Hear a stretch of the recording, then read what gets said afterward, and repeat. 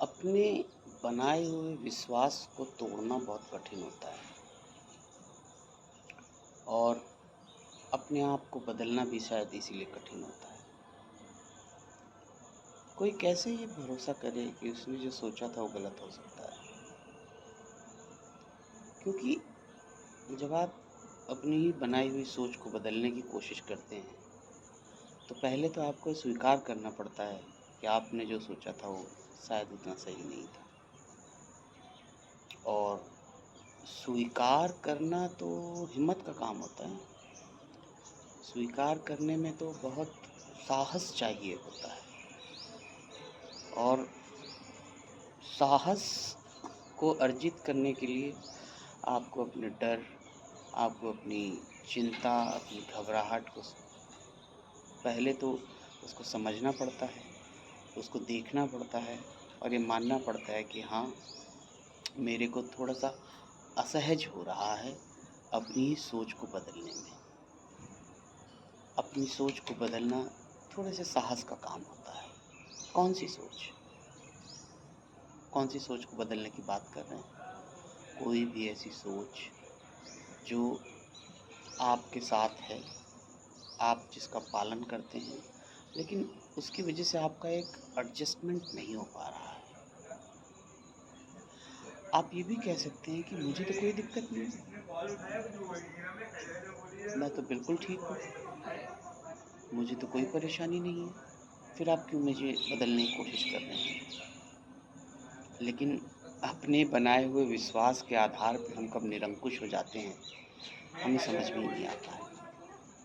ये निरंकुशता हमें सही लगती है, लेकिन जब इसको एक निष्पक्ष भाव से देखा जाए, तब समझ में आता है कि मेरा अपना बनाया हुआ विश्वास शायद थोड़ा-सा बदलने की ज़रूरत है, थोड़ा-सा उसको परिमार्जित करने की ज़रूरत है।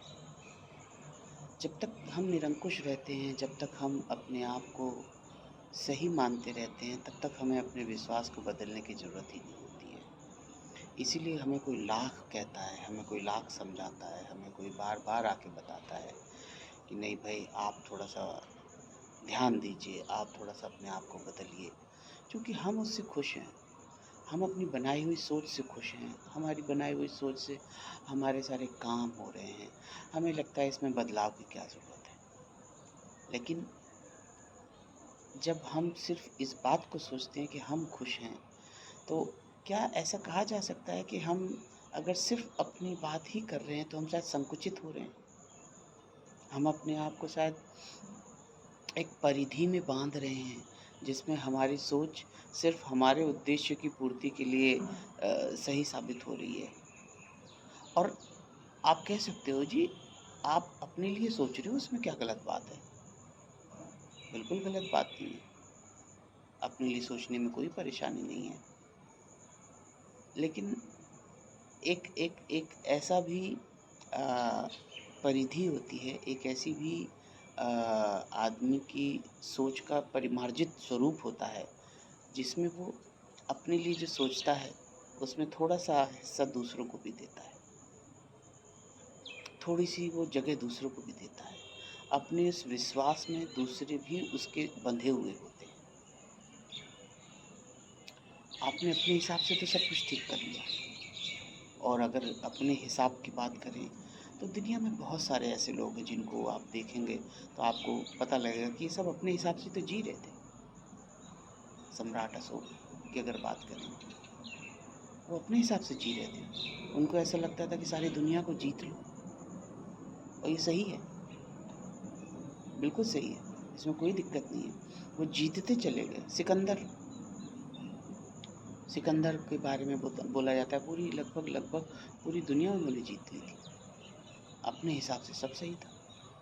लेकिन आप एक साक्षी भाव से, आप एक दर्शक के भाव से समझ सकते हैं कि पूरी दुनिया को जीतना, उसमें क्या-क्या लगा, क्या कीमत चुकानी पड़ी,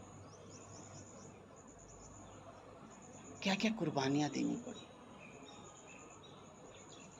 क्या-क्या खोना पड़ा, पाया क्या? पूरी दुनिया। लेकिन इस पूरी दुनिया को जीतने में कितने जतन पड़े, कितनी कुर्बानियाँ गई,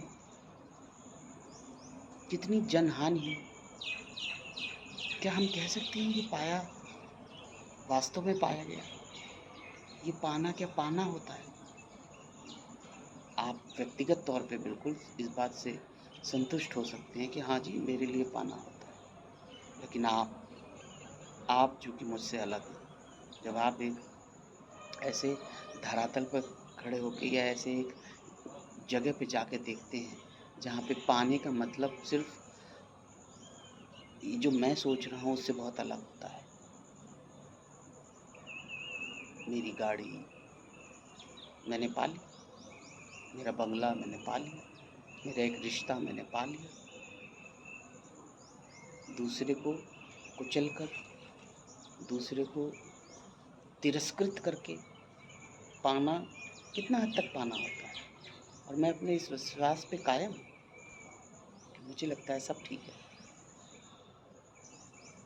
जब मैं बोलता हूँ कि हम अपने विश्वास को नहीं बदलते हैं और लेकिन हमें बदलने की ज़रूरत होती है, तो इसका मतलब यही होता है कि थोड़ा-सा सापेक्ष भाव से, थोड़ा-सा निरपेक्ष भाव से और थोड़ा-सा एक निष्पक्ष भाव से समझने की ज़रूरत होती है कि ये जो मैं अपनी सोच को इतना सही मान रहा हूँ, इससे मुझे तो खुशी मिल रही है। क्या मेरी खुशी इतनी संकुचित है जो सिर्फ़ एक व्यक्ति के अंतर्निहित रहती है? मेरी खुशी क्या सार्वभौमिक रूप नहीं ले सकती है? मेरी खुशी में क्या आप शामिल नहीं हो सकती हैं? मेरी खुशी में क्या आपकी सोच शामिल नहीं हो सकती है? मेरे विश्वास में क्या आपका होना शामिल नहीं हो सकता है? पर मुझे तो लगता है नहीं, मैं ही मैं हूँ। मुझे किसी से सलाह लेने की ज़रूरत नहीं है। मुझे किसी से अ, किसी का परिप्रेक्ष्य समझने की ज़रूरत नहीं है। मैंने जो सोचा वही अंतिम सत्य है। यहाँ पर जब ऐसी स्थिति आती है, तो वहाँ पर थोड़ी-सी तालमेल की परेशानी आने लगती है। हम ये देखते हैं कि या तो हम लोगों से सहमत नहीं हो पा रहे या तो लोग हमसे सहमत नहीं हो पा रहे। आप ऐसा भी कह सकते हैं कि जी, हम लोग हमसे सहमत नहीं हो पा रहे हैं। तो ये भी तो समझने की ज़रूरत है, लोग सहमत क्यों नहीं हो पा रहे हैं।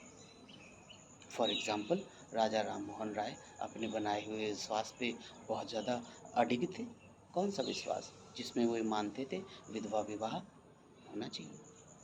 उनकी सोच थी, उनकी व्यक्तिगत सोच थी।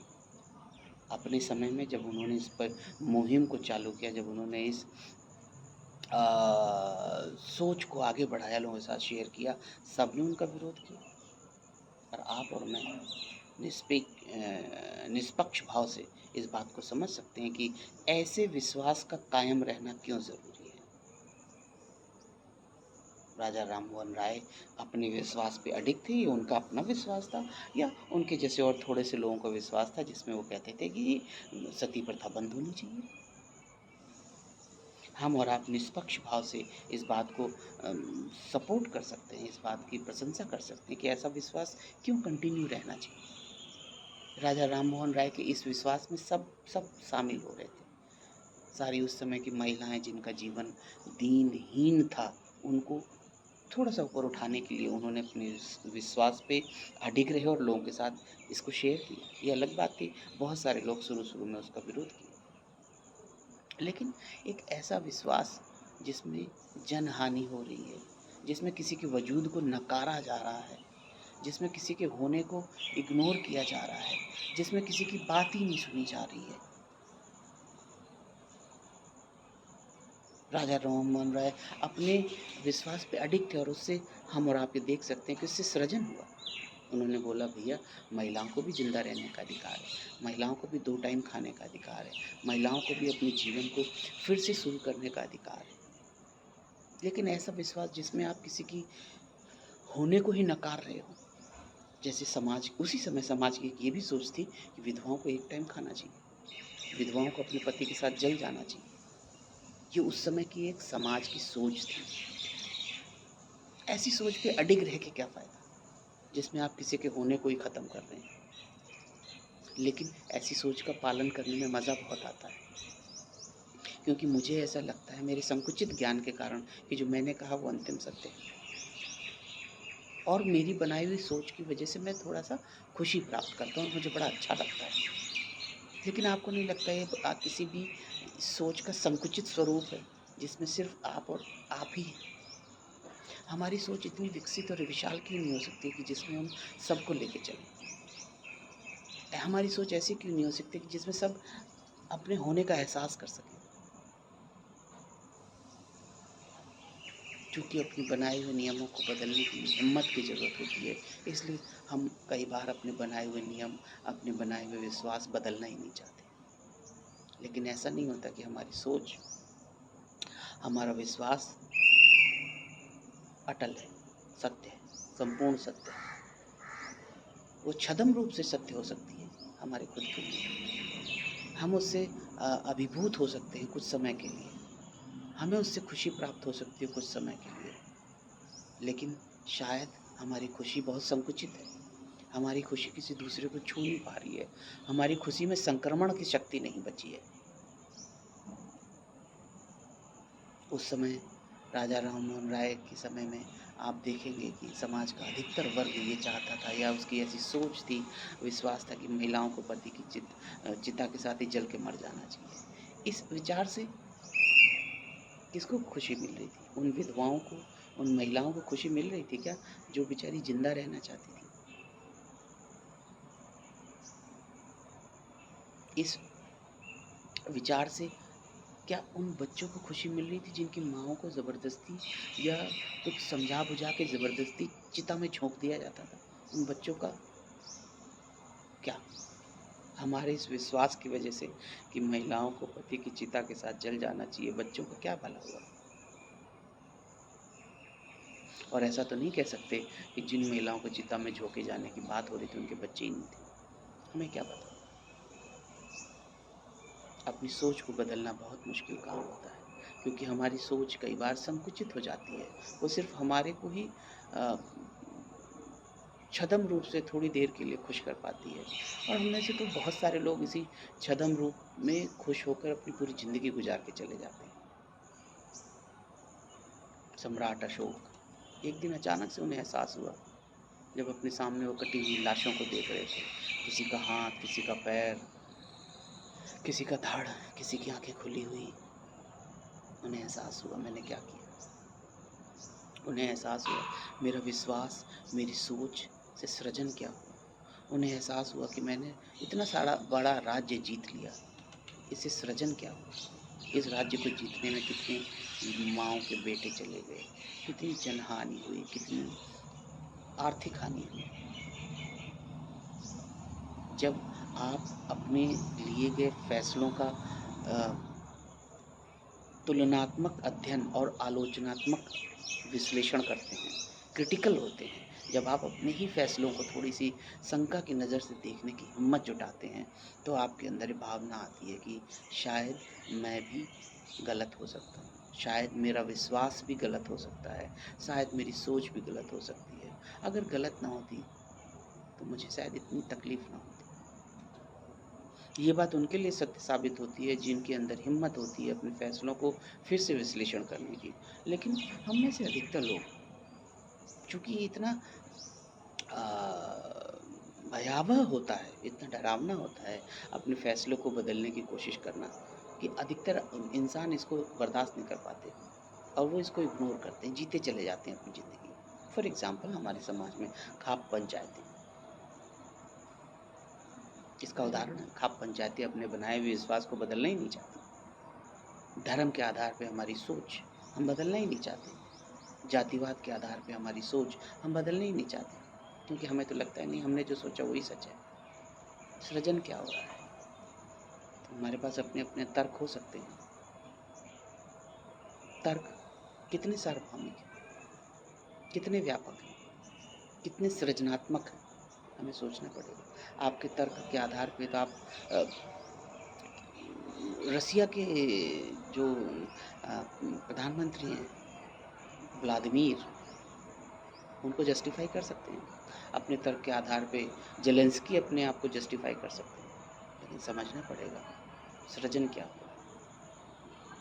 जब हम अपने विश्वास को बदलने की कोशिश करते हैं, अपने बिलीफ सिस्टम को बदलने की कोशिश करते हैं, तो शायद हम सृजनात्मकता की तरफ चल रहे होते हैं, बढ़ रहे होते हैं। पर मुश्किल है, लेकिन संभव।